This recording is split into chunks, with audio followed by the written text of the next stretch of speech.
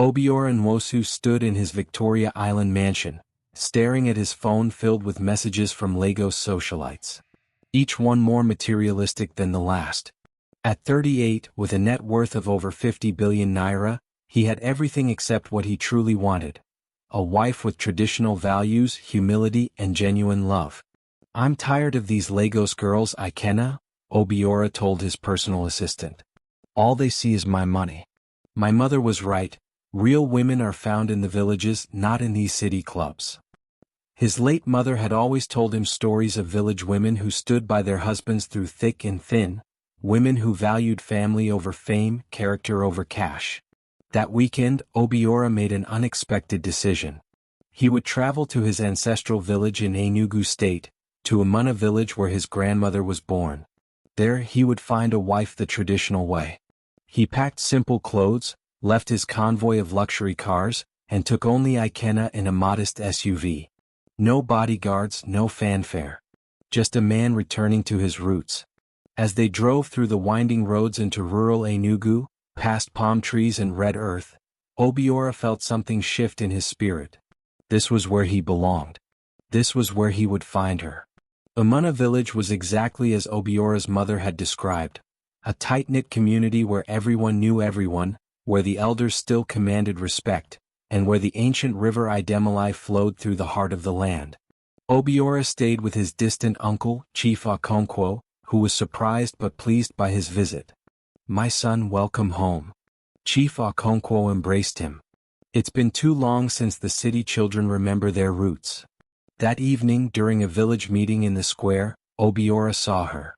Amara walked past carrying a clay pot of water on her head, her movements graceful like a dance. She wore a simple wrapper and blouse, but her beauty was ethereal, almost supernatural. Her skin glowed like polished ebony, and around her waist, white beads gleamed in the evening sun. Obiora couldn't breathe. He had seen beautiful women before, models, beauty queens, actresses, but none compared to this village girl who walked with such natural elegance. "Uncle, who is that?" he asked, unable to hide his fascination. Chief Okonkwo's face changed. "That is Amara, daughter of my late brother. She is the most beautiful girl in 7 villages." He paused. "But my son, that one is not for you." "What do you mean? Is she married?" "Worse," the chief said grimly. "She belongs to Idemili, the river goddess. She is the chosen bride of the deity. Since she was born, the goddess has marked her.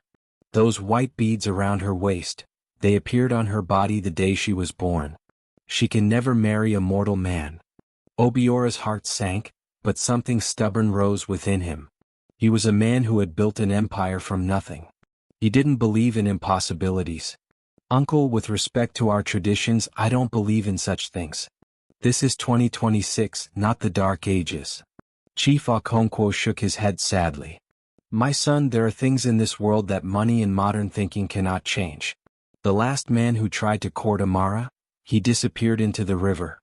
They never found his body. But Obiora was already determined. He would meet this Amara and he would make her his wife, goddess or no goddess." Over the next few days, Obiora found ways to encounter Amara. He would be at the village square when she came to fetch water. He would attend cultural events where she served the elders. Each time their eyes met and he saw something there, interest, curiosity, and something else. Loneliness. One afternoon he found her alone by the stream washing clothes. "Good afternoon," he greeted in Igbo. "You're Amara, correct?" She looked up, startled, then bowed her head respectfully. "Yes, sir."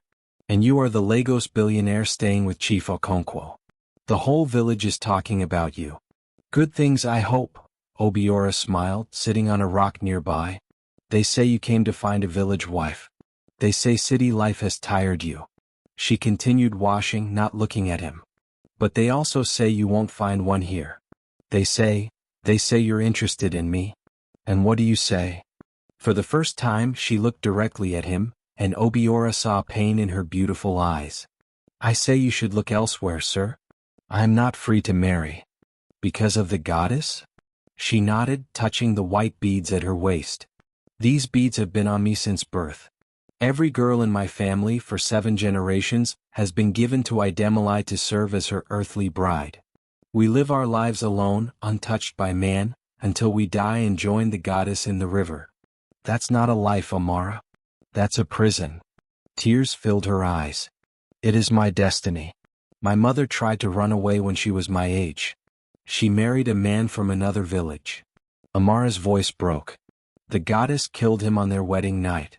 Drowned him in his sleep. My mother went mad with grief and walked into the river. They found her body 3 days later. Obiora's heart ached for her. I'm sorry. But Amara, I don't believe any goddess would be so cruel. And even if she exists, what kind of deity demands human sacrifice and loneliness? You don't understand our ways, sir. The goddess protects this village. The river has never dried, our crops never fail, our children don't die like in other villages. It is because Idemili is pleased. And she is pleased because we give her what she asks. She asked for your life. Your happiness. Amara stood, gathering her washing. Please, sir. Don't come near me again. For your own safety. Anyone who shows interest in me, the goddess takes them. I don't want your blood on my hands. As she walked away, Obiora made a decision. He would not let superstition steal the woman he was already falling in love with. He would speak to the elders, perform whatever rituals necessary, and marry Amara. He just didn't know the price would be higher than he could ever imagine. That night, Obiora requested a meeting with Mama Neka, Amara's grandmother and the chief priestess of Idemili. The old woman lived in a compound near the river, surrounded by sacred objects and ancient symbols. I knew you would come, Mama Neka said before he even spoke. Her eyes were cloudy with age, but they saw everything. You want to marry my granddaughter? Yes, Mama. I love her. Love. The old woman laughed, a sound like dry leaves. You met her 3 days ago. This is not love. This is obsession, and Idemili has sent it to test you. Then let me pass the test. Tell me what I must do to marry Amara with the goddess's blessing. Mama Neka was silent for a long moment. Then she said, there is only one way. You must go to the river at midnight, alone, and ask Idemili directly. If she appears and grants permission, you may marry Amara. But if she refuses? What happens if she refuses? Then you must leave this village and never return. And if you try to take Amara anyway, the goddess will destroy not just you but everyone you love. Your family in Lagos, your business, everything. Obiora felt a chill despite the warm night. But he had not become a billionaire by running from challenges. I'll do it. Tonight. Mama Neka nodded slowly.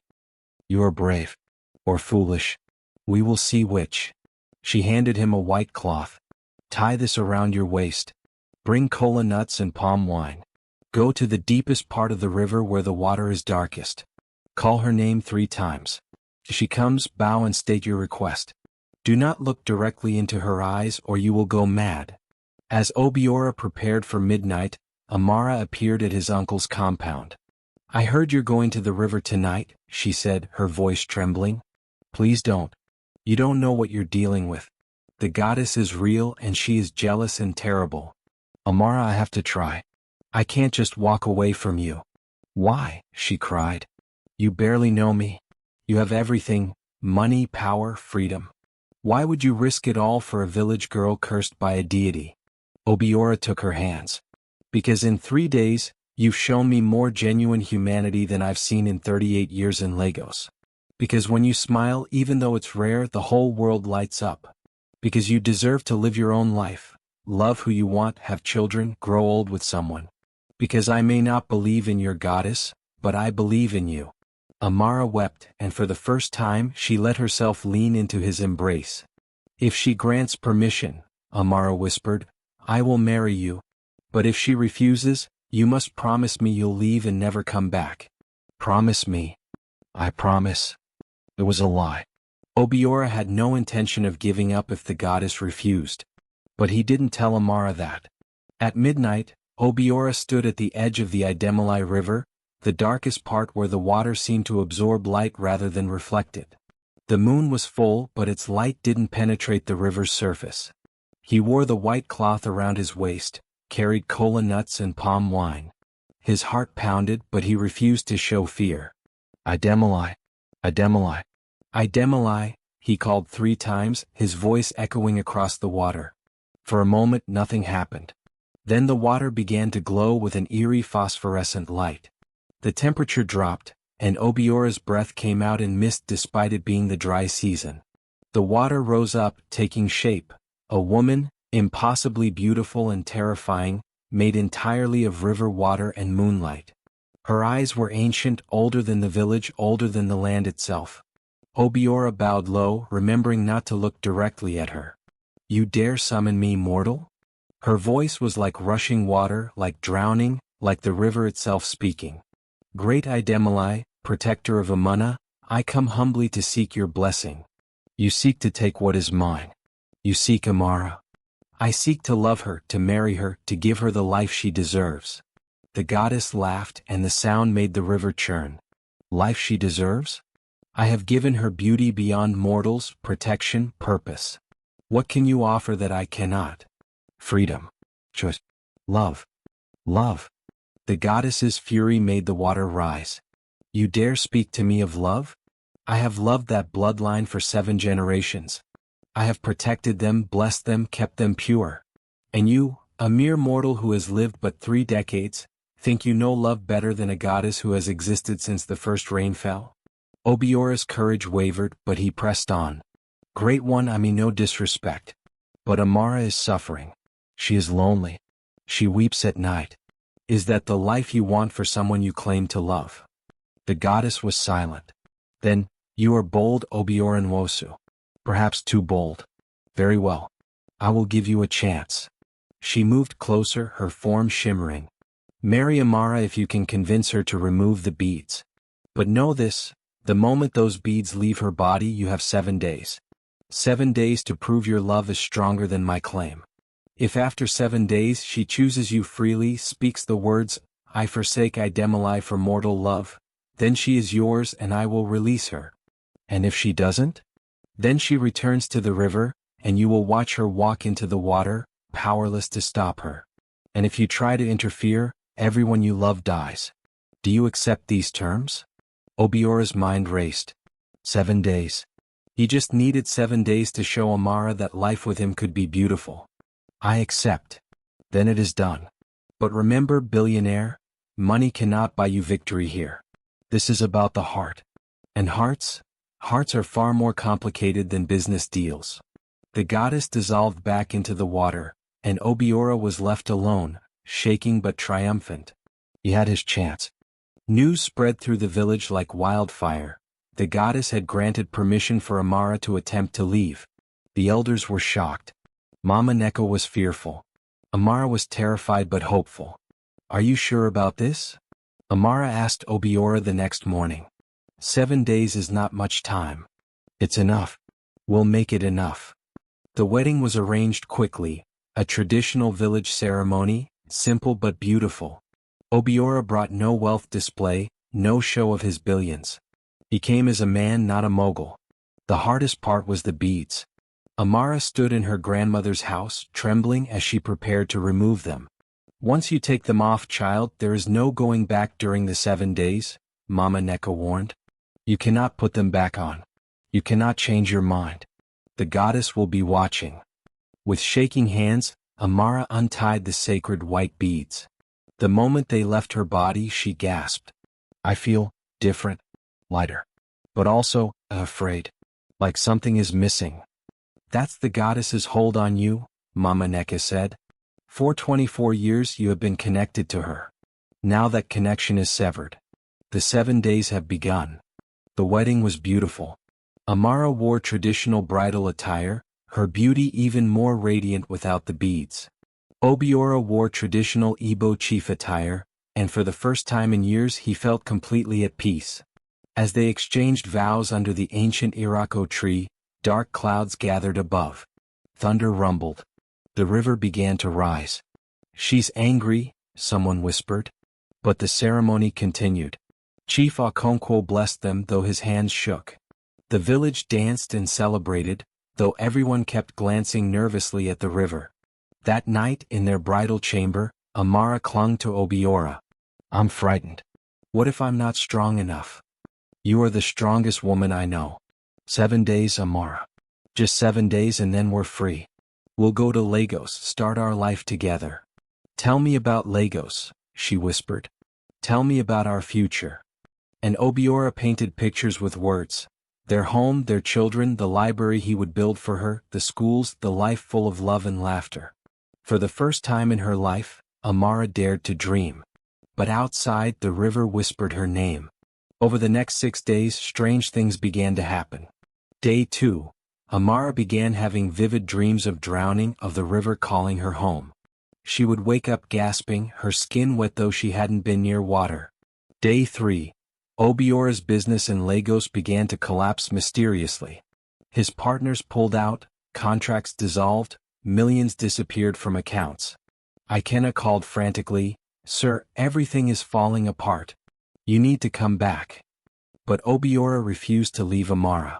Day 4. Amara started sleepwalking toward the river. Obiora had to lock their doors and stay awake to watch her. "I can hear her singing," Amara mumbled in her sleep. "She wants me back. She says you will leave me like all men do. She says I belong with her." Day 5. The village began to turn against them. Crops started failing. A child fell sick. The elders blamed Obiora. "You have angered the goddess. Send the girl back before we all suffer." Day 6. Amara's resolve began to crack. "Maybe they're right. Maybe I should go back. Look at what's happening, your business, the village, everything is falling apart because of me." "No," Obiora held her firmly. "This is what she wants, to break us down, make you doubt. One more day, Amara. Tomorrow you speak the words and we're free. What if I can't? What if when the moment comes I'm too afraid? Then I'll be there to give you courage. I won't let you go." But Obiora was exhausted. He hadn't slept in days, watching over Amara, fighting to save his business remotely, dealing with the village's hostility. He was only human and he was breaking. That night he finally fell asleep from sheer exhaustion. And Amara walked out of their room toward the river. Obiora woke with a start. The bed was empty. "Amara." He ran outside. The entire village was awake, gathered at the riverbank. There, standing at the water's edge, was Amara, her eyes glazed, walking slowly into the river. The goddess had manifested, her form rising from the water, arms outstretched. "Come home, my daughter. Come back where you belong. This mortal has failed you. His wealth is gone, his promises broken. But I am eternal. I will never leave you. Amara, stop." Obiora ran toward her, but invisible forces held him back. He fell to his knees. "Please, don't go. I love you." Amara turned, tears streaming down her face. She looked at Obiora, then at the goddess, torn between two worlds. "7 days have passed," the goddess said. "Speak the words, child. Choose." The village held its breath. Mama Neka wept. Chief Okonkwo looked away. Amara opened her mouth and Obiora's heart stopped. She began, looking at the goddess. "I have been yours since birth. You have protected me, blessed me, kept me safe." The goddess smiled triumphantly. "But," Amara continued, turning to Obiora, "you never asked me what I wanted. You never gave me a choice. This man, he came and offered me something you never did. Oh, dreams. The chance to be more than a vessel for ancient tradition." She took a step back from the water. "He lost everything for me. His wealth, his business, his peace. He could have walked away 100 times, but he stayed. That is love. Not possession. Not ownership. Love." Another step back. "I forsake Idemili for mortal love." The words rang out like thunder. The river exploded upward, the goddess shrieking in rage. Winds whipped through the village, tearing at roofs, bending trees. "You dare?" the goddess roared. "You choose this mortal over a goddess." "I choose myself." Amara shouted back, her voice stronger than it had ever been. "And I choose love. Real love that gives me freedom, not love that cages me." For a moment, the goddess's fury seemed like it would destroy the entire village. The river rose higher, threatening to flood everything. Then suddenly it stopped. The goddess's form began to fade. Her voice came, softer now, sad. 7 generations I have waited, and now, you are the first to truly choose. Perhaps it is time. Perhaps the old ways must make room for the new. She looked at Obiora. You have one mortal. But know this, loving her will not be easy. She carries the weight of breaking a covenant that has lasted a century. People will blame her for everything that goes wrong. They will call her cursed. Can you handle that? Together, Obiora said, standing and taking Amara's hand, we can handle anything. The goddess smiled, a sad but genuine smile. Then take her. But remember, she is still marked by me. Your children will have gifts, strange gifts. The river will always call to her. This is not a clean break. This is an evolution. With that, the goddess dissolved into mist and the river calmed. Amara collapsed into Obiora's arms, sobbing. It's over. It's really over. The village slowly dispersed, some angry, some relieved, all in shock. Mama Neka approached, her face wet with tears. You did it, child. You broke the cycle. She touched Amara's face gently. Your mother would be proud. She tried to run. But you faced the goddess and chose freedom. That takes a different kind of courage. 3 months later, Obiora and Amara returned to Lagos. His business mysteriously began to recover. They built a life together, not perfect but real. Amara sometimes still heard the river's call, especially during the rainy season, but Obiora was always there to anchor her. And when their first child was born, a daughter, she came with a strange gift. She could breathe underwater. The goddess's mark, Mama Neka said when she visited. Your lineage will always carry her touch. But now it is a gift, not a curse. Obiora looked at his wife and daughter, his imperfect, beautiful, extraordinary family, and smiled. He had gone to the village looking for a traditional wife. He found so much more. He found a woman who taught him that love means choosing every day, that freedom is worth fighting for, and that sometimes, the most valuable things in life require you to risk everything. 5 years had passed since Amara chose freedom over the goddess.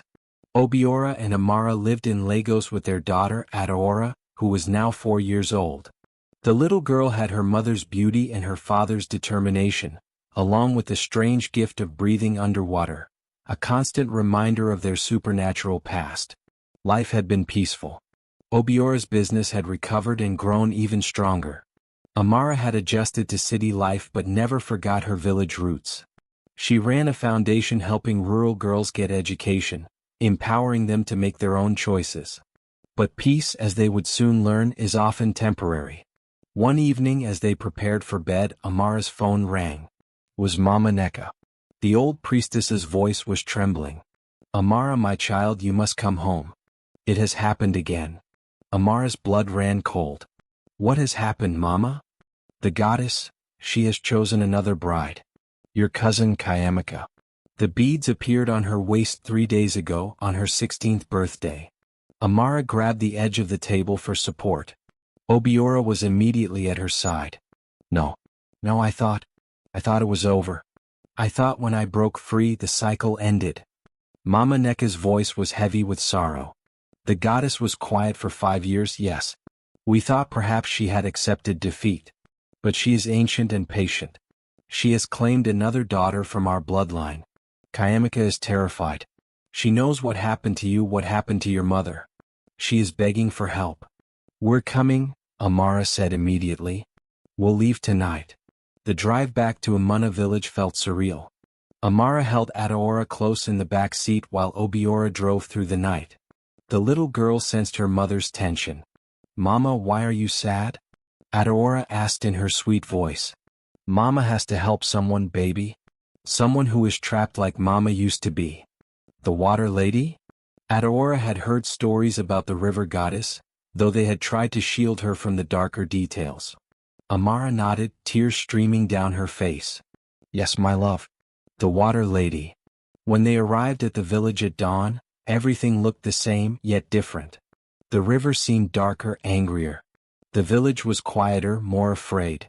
Chief Okonkwo met them at Mama Neka's compound. He looked older, more worn. Amara, my daughter. Thank God you came. Kayamika. She is not as strong as you were. She has already tried to walk into the river twice. We have to lock her in her room at night. Inside the compound, Amara found Kayamika, a beautiful 16-year-old girl with terror in her eyes. And around her waist, glowing white beads, identical to the ones Amara once wore. "Cousin Amara," Kayamika sobbed, running into her arms. "Please, please help me. I don't want to belong to the goddess. I want to go to university. I want to fall in love. I want to live my own life like you do." Amara held her tight, memories flooding back. The loneliness, the fear, the feeling of being owned by something you couldn't see or fight. "I will help you, Kayamika. I promise you we will break this curse once and for all." That evening, Amara, Obiora, Mama Neka, and Chief Okonkwo sat in council. "The goddess is angrier this time," Mama Neka said. "She feels betrayed. When Amara escaped, it was the first time in 7 generations. Idemili sees this as rebellion. She chose Kayamika not just for tradition but for revenge." "Then we face her together," Obiora said firmly. "Last time I went alone. This time Amara and I go together. We speak to the goddess as a united front." "No," Amara said quietly. Everyone turned to her. "This is not your fight, my husband. Last time you fought for love. This time I must fight for something bigger. I must fight to end this tradition forever, to free all the daughters who come after Kayamika." "Amara, you can't face her alone." "I won't be alone," Amara interrupted. "I'll take Obiora." The room erupted in protests, but Amara raised her hand. "Listen to me. Obiora is the bridge between 2 worlds. She carries the goddess's mark but lives in freedom. She is the proof that Idemili's blessing doesn't require servitude. The goddess needs to see what her gift can become when combined with freedom and love." Obiora looked at his daughter, sleeping peacefully in the corner. "Are you sure about this?" Amara nodded. "I have never been more sure of anything. The goddess speaks of love, but what she practices is possession. It's time she learns the difference." At midnight, 3 generations stood at the river's edge. Mama Neka, the priestess who had served the goddess all her life. Amara, the bride who escaped. And little Obiora, the child who embodied both worlds. Kayamika watched from the riverbank with the villagers, her fate hanging in the balance. "Idemili, Idemili, Idemili," Amara called, her voice strong and clear. The water responded immediately, more violently than before. The goddess rose, larger than Obiora had ever seen her, her fury palpable. "You dare return?" The goddess's voice shook the ground. "You who forsook me, who broke your sacred vow, who stole yourself from my service?" "I didn't steal myself," Amara responded calmly, though her heart pounded. "I claimed what was always mine, my own life, my own choices, my own soul. And now you come to steal another? To take Kayamika as you took yourself?" "I come to offer you something better," Amara said. "I come to show you what your blessing can become when it's given freely, not taken by force." She gently pushed Obiora forward. The little girl looked up at the massive water goddess with curiosity rather than fear. The goddess stared at the child, and for the first time, her expression softened. "The child, she carries my mark." "She does," Amara confirmed. "She can breathe underwater, speak to rivers, sense storms before they come. Your gift flows through her veins. But she is also free. She is loved. She will grow up to choose her own path. She is what happens when blessing and freedom coexist." The goddess descended to her knees, water forming steps as she came closer to Obiora.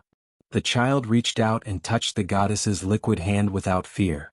"She is not afraid of me," Idemili whispered, wonder in her ancient voice. "Because she doesn't know you as a captor," Amara explained. "She knows you as a story, a part of her heritage, a source of her gifts. She respects you but doesn't fear you. Isn't that better than forced devotion?" The goddess was silent for a long moment, watching Obiora play with the water flowing from her hands. Finally she spoke. "For 7 generations I have taken brides because I was lonely.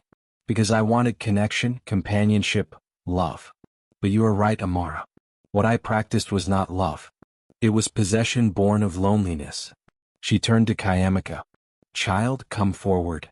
Kayamika walked nervously to the water's edge. "I release you," the goddess said. Not because I am defeated but because I am choosing differently. Amara has shown me that my legacy can be in gifts freely given, not servitude demanded. She touched Kayamika's waist, and the white beads dissolved into water, flowing away. Kayamika gasped with relief and joy.